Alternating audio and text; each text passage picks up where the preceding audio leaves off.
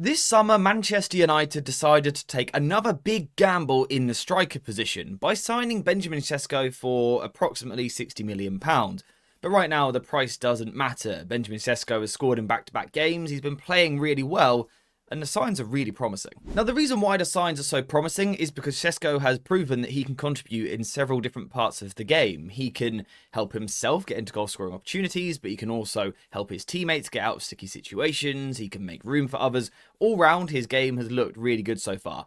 Starting off by being a focal point for Manchester United, a beacon up front, not just because he's 6'5", but it certainly comes in handy. We've seen, particularly in the last couple of games, United not keen on working the ball out from the back, not really playing a short game, instead sending the ball long. You can only do that if you've got a striker that you can trust. And for United to trust such a young striker, coming into a new, very physical league, sort of shows how good he is. We've seen someone like Rasmus Højlund, a very physical player, actually struggle with this after a long time in the Premier League. Sesko, after just a couple of months, is actually making this at times look a bit too easy for him. The leap is so good. And what it does for United is it just always gives us an option. If you're in doubt, if you're trying to play out from the back but can't, if in doubt, get it up there to Sesko, and he's going to look after the ball. He's going to make it stick.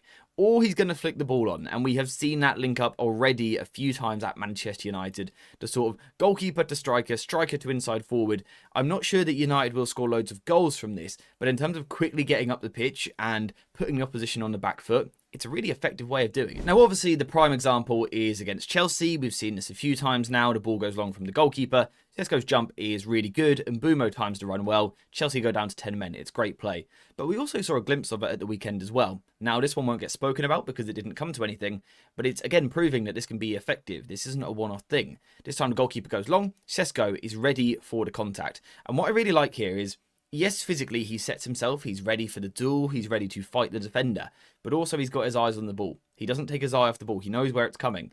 And again, he's got the physicality, he's got the jump, he wins the knock-on, and I do think this link-up with Mbeumo could be really good. In terms of being a focal point, no, he can also be it in a different way. He can be a sort of out ball, not necessarily in behind, but just looking after the ball. You can see here United defending deep, we win the ball back. Bruno Fernandes sort of reaches and tries to poke the ball forward, it's quite hopeful. But Sesko has the technical quality to make it stick, and this is something that has really impressed me. His ability to get the ball down on his chest and actually play in these moments has been really good, and it allows United to get out from this position and then potentially move forward. Now, the other thing that Sesko has done is proven that he can be a two-way threat, depending on what his teammates are doing on the ball, whereabouts the ball is. That affects the type of run he's going to make. So when he was first signed, yes, we thought he could potentially become a target man. We also thought he could be someone that stretches in behind defence. And his pace, his relentlessness in running is really useful for this United team. Because the second you have a striker willing to run in behind, it drags this opposition defensive line just that little bit deeper. And then the likes of Mason Mount, Mbeumo, Cunha, Bruno Fernandes all get more room to play with in the middle. So Sesko's runs in behind are good for him. They get him into good positions to potentially score a goal, but also they're really useful to the teammates and the room that it creates. But interestingly, Sesko has also shown the ability to go the other way as well. So not just spinning in behind and stretching that defence, but actually at times coming to feet and getting the ball short, particularly when the midfielders don't have so much time on the ball, so they can't play that nice ball over the top. Sesko recognises this moment and is coming towards the ball to offer his teammates support. And again, his technical security in these moments has been really good. You can see his passing accuracy numbers have been solid so far. By the way, I got those numbers using xgstat.com. There will be a link in the description down below. It's currently my favourite stat website. And now if you use the code AJA10, you will get yourself 10% off your subscription. So make sure to check it out. It's really good for you guys and helps me out as well. So Sesko's dual threat. Look how deep he starts in this moment here. He's very deep in his own half, behind the other Manchester United attackers, but he's got a desire to get forward. This is clearly a man that wants to score goals because he immediately gets his head down and he runs and he doesn't stop. He wants the ball, he calls for it, and Mbeumo tries the pass. It doesn't quite get there, but you can see the threat of Sesko running in behind, taking Sunderland back towards their own goal. It's really good running. This moment here as well, Cunha picks the ball up in a sort of 10 position. Sesko immediately knows that that is his cue to run in behind. Cunha is a ball carrier, so Sesko wants to take the defenders away from Cunha to give him more room. And actually maybe, if he times to run right, get himself into a good position himself, moving into that right channel where Cunha has just carried from. It's a really good moment. And again, if we can get Sesko into these areas more regularly, that will be great. We need to get him into these positions more. But also, these positions. United are deeper. Bruno Fernandes can't play a long ball over the top here. He can't go too direct. Sesko recognises this. He comes towards the ball. Again, ready for the physical contact, but also technically secure. He looks after the ball. It's a good first touch. And then he's got that linking ability. His passing has been actually quite impressive to allow United to move forward in these moments. And suddenly we're in a great attacking position. Again here, Lenny Yoro down the right-hand side lifts the ball forward for Sesko. Focal point like we were talking about earlier, but also someone that can link the play. And I think physically, he's just been so impressive. We see a lot of young physical players come from abroad where they are stronger than the rest of the league, and then they come to the Premier League and sort of struggle a little bit. Not Sesko. His battling is so good. This defender is doing absolutely everything to try and stop Sesko. He probably should get a court case for some of these tackles here. He's literally all over Sesko, but Sesko actually still comes out of it with the ball. Actually completes the pass to Mbumo, which is really impressive, but the ref called it back for a free kick. But it's really good physical work. Now that's all good fun, but ultimately we signed Sesko to be a threat in the box, to be someone to help United score goals, whether he's putting the ball in the back of the net himself or creating a room for others. And that's what I've been more impressed with, his ability to create space for others, particularly when the ball is out wide. This was evident particularly at the weekend. When United are in these wide zones, Sesko's willingness, first of all, to play in the box. He wants to be in these positions here. He wants to be in the centre. Again, XG stat, give us another stat to reflect this. Look at his heat map. He is playing in central areas. He wants to play in this position here. The opposition defenders know that. The second you have a striker going and standing in the box, particularly when physically he's almost freakish with how tall and strong he is, he takes your attention as a centre-back, right? You've got to keep an eye on Sesko. So if Sesko makes that run in behind, again, sort of on the shoulder, perhaps towards the back post, the opposition defenders have to follow. And what this is creating for United is actually a bit of space in front of the box. And from here, we know we've got shooters, you know, Mason Mount and Mbumo, Cunha. These are all players that can strike a ball from outside of the box. We saw it at the weekend.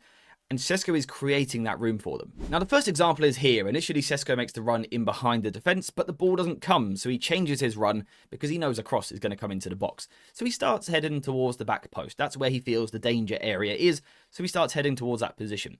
But what he does while making that run, if we just look here, he makes that run and takes the attention of all of these defenders. And Bruno Fernandes is now got all the space in the world on the edge of the box. If only we could get the ball into Bruno in this position, we'd be looking really dangerous. And it's created by Sesko making the run. If only we could get the ball to Bruno. Well, let's go 20 minutes earlier in the match, and we did get the ball in that situation. Sesko heading towards the back post, and he makes that run. He commits the defender.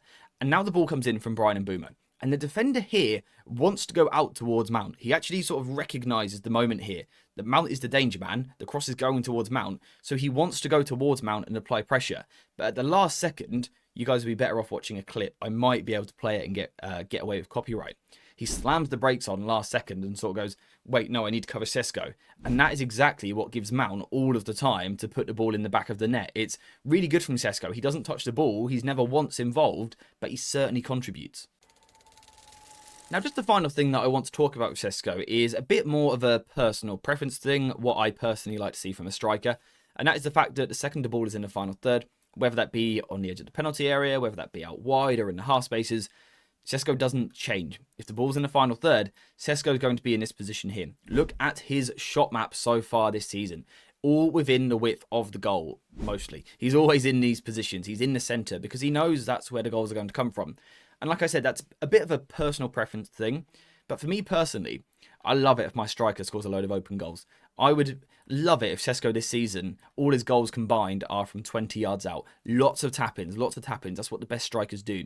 Yes, the occasional worldie, blasting one into the top corner from outside of the box or an acrobatic effort, whatever. But I love a striker that is just going to be in the middle and feed off scraps. Ball comes into the box, your striker's going to be there. A ball drops, a second ball, a deflection, something like that. Sesko's going to be in that position. That's what I like to see from my striker, and Sesko has obviously been doing that. Example 1, look where his goal comes from at the weekend. Literally slap bang in at the middle of the 6-yard box. If we go 1 week earlier, yeah, it's pretty much in the same position. This is where he wants to play. A few weeks earlier, this is where he is. He's in the 6-yard box, twice in the same game. For me personally, it's great to see from a striker. I think if Sesko keeps getting himself in these sorts of positions and is sharp, his movement is good, which it has been so far, he's alert in the box and he's sort of ready to get onto the contact, he's going to score goals. What I love about this particular moment is that he just looked more switched on than the defender. The ball comes across and he was the one after it. He was the one gambling, anticipating that the ball might go there. And that's what you want from your striker, someone who's alert and sharp in the penalty area. If he can do that regularly, I think he's almost guaranteed to succeed. As long as we keep getting the ball in those areas, Sesko will score goals. Now, of course, we shouldn't get too ahead of ourselves. It is very early for Sesko. We saw Rasmus Højlund, for example, go on some good runs and ultimately not really work out at the football club, although I still think he's a good player. In the case of Benjamin Sesko, I do just get the feeling that he's better. Technically, he looks better. He looks after the ball more. Physically, he's better at battling the defenders. He looks a bit sharper in the final third. What we need to do as a football club, and what the players need to do, and what Ruben Amorim needs to do, is make sure that he gets chances. Because for me so far, despite scoring in back-to-back games, we're not creating enough for him. He's sort of getting one shot a game, and if he scores, great, but that's all he's going to get. We need to create more opportunities for him, more chances, feed him in the penalty area more regularly. And that is very much a team thing. He's making good runs. Let's find him, whether that be crosses, cutbacks, through balls, whatever it might be. Let's try and find Benjamin Sesko, because he's proven that he can be a good finisher, that he's alert in the box, but also that he contributes so much to his team. I think that's why he's been so good for United early on. Even before the goals, I was sitting here impressed with what we were seeing. Sort of the foundation that we've got there with Sesko to build around and develop is really strong. I think he's got the basics really down to a T, and that gives him, like I said, just a great foundation, a great platform to go on to become this amazing striker for Manchester United, which is exactly what we all want, which is why I am so happy today. I think Sesko has been really quite bright and promising, despite perhaps not actually grabbing the headlines just yet. I think the underlying stuff looks really good. I'm happy about Benjamin Sesko.